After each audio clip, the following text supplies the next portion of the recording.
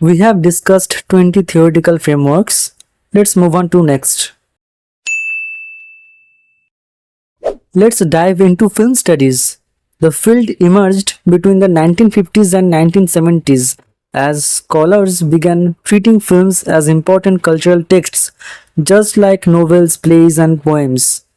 The central idea of film studies is that movies create meaning through their visuals, editing, storytelling, sound, and relationship with society and culture.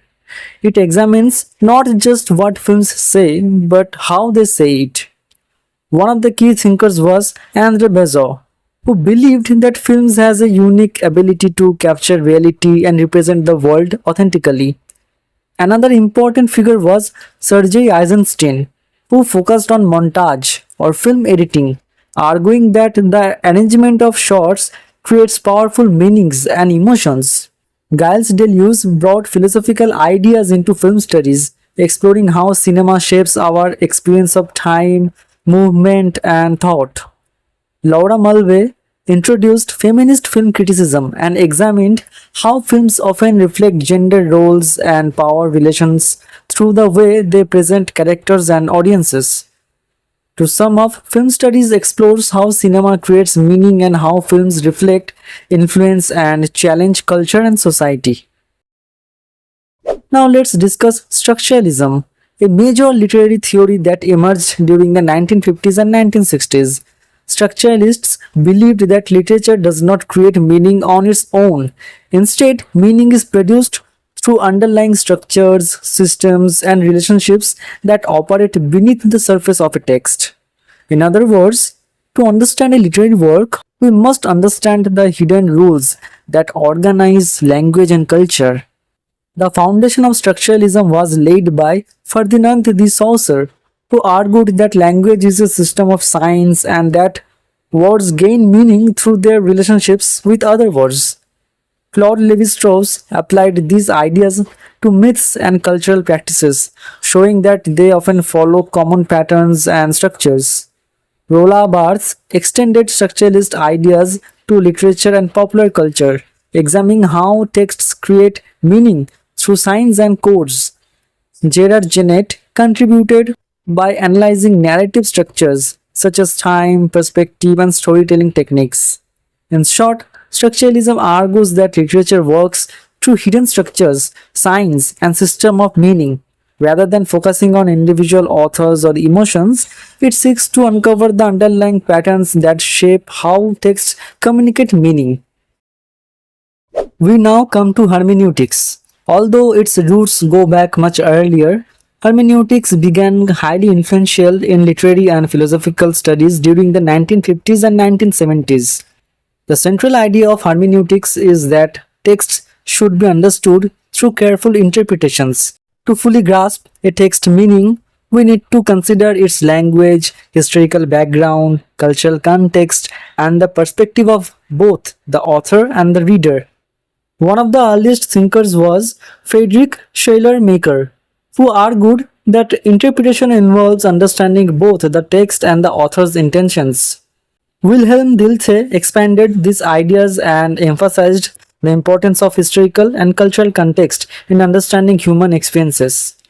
Hans-Georg Gadamer took hermeneutics further by suggesting that interpretation is a dialogue between the text and the reader, where meaning develops through understanding. Paul Ricoeur combined hermeneutics with philosophy and explored how symbols, narratives, and language shape meaning. To sum up, hermeneutics is the theory of interpretation, emphasizing that understanding a text requires attention to its context, language, and the interaction between the text and the reader. Another important theory is narratology. Narratology emerged during the 1960s as scholars began studying not just what stories tell, but how they are told. The main idea of narratology is that stories follow certain narrative structures and storytelling techniques that can be analyzed systematically. It focuses on elements such as plot, narrator, time, perspective, and sequence of events.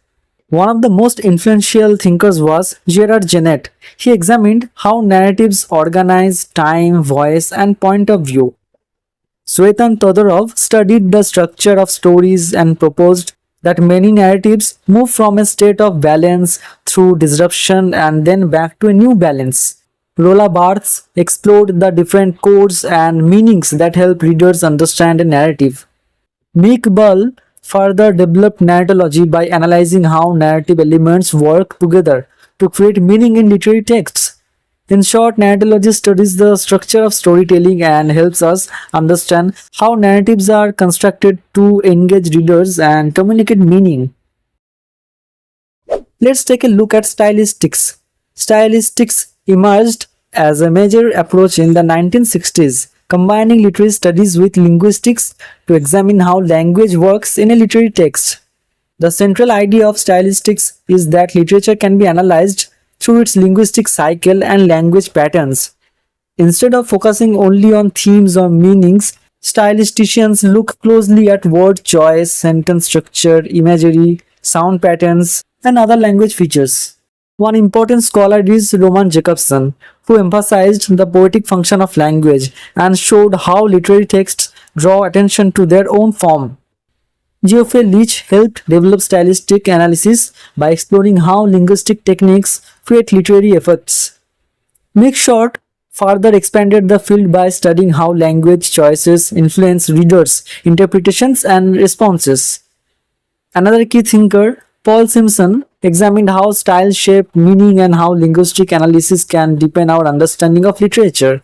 So, to sum up, stylistics studied how language is used in literature and how specific linguistic choices help create meanings, effects, and artistic expression. Next, we come to deconstruction, a literary theory that emerged in the late 1960s and is closely associated with post-structuralism.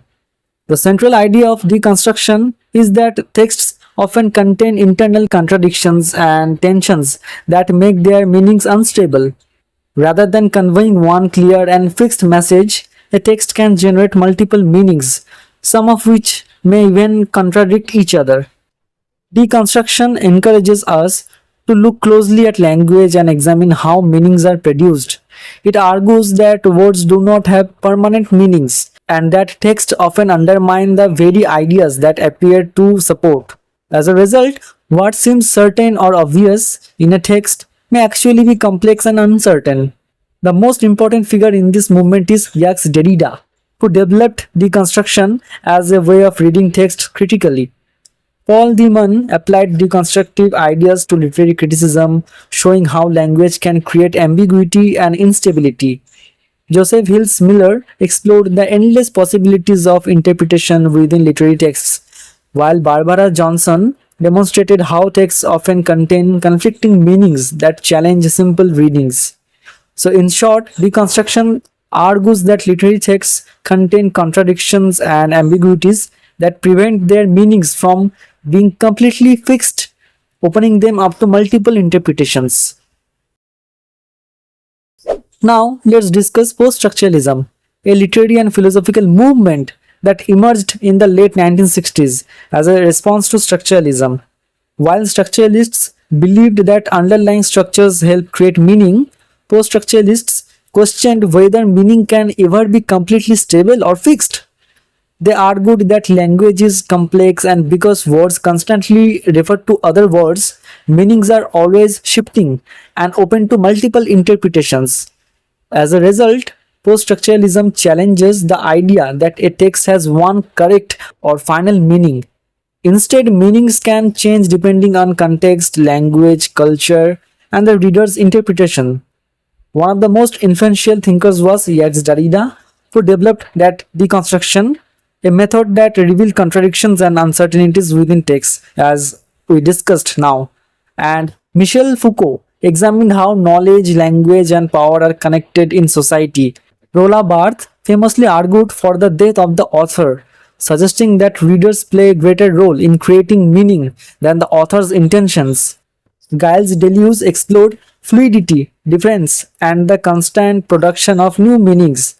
So, in short, post-structuralism argues that meaning is never completely fixed or stable. Instead, it is constantly changing, contested, and open to multiple interpretations. Let's come to migration theory.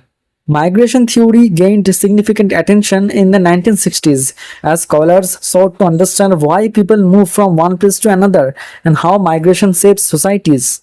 The main idea of migration theory is that people migrate because of various push and pull factors. Push factors such as poverty, war, or lack of opportunities encourage people to leave their home countries. Pull factors such as better jobs, education, or safety attract them to new destinations. One of the earliest thinkers in this field was Ernest George Ravenstein, who developed some of the first systematic ideas about migration patterns.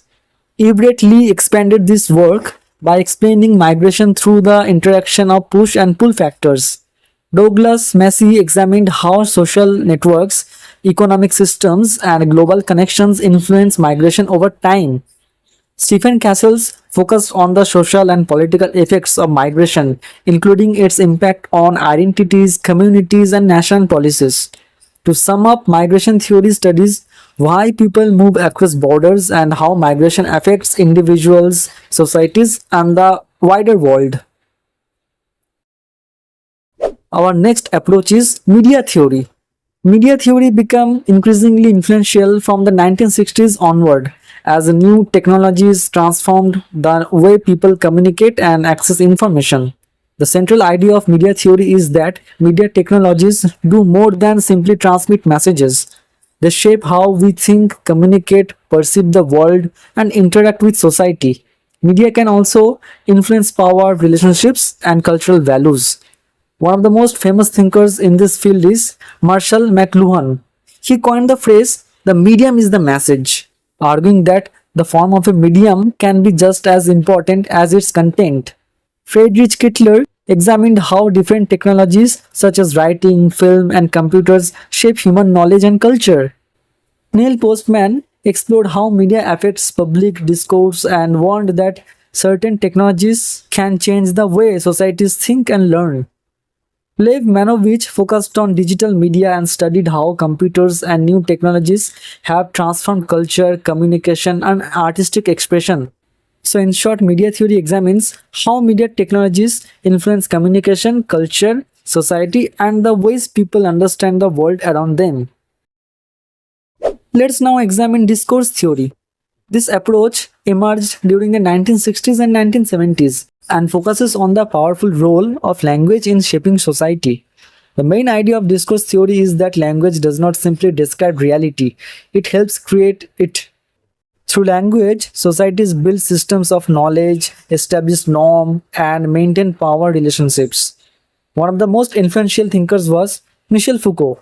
He argued that knowledge and power are closely connected and that discourse shapes what people accept as truth.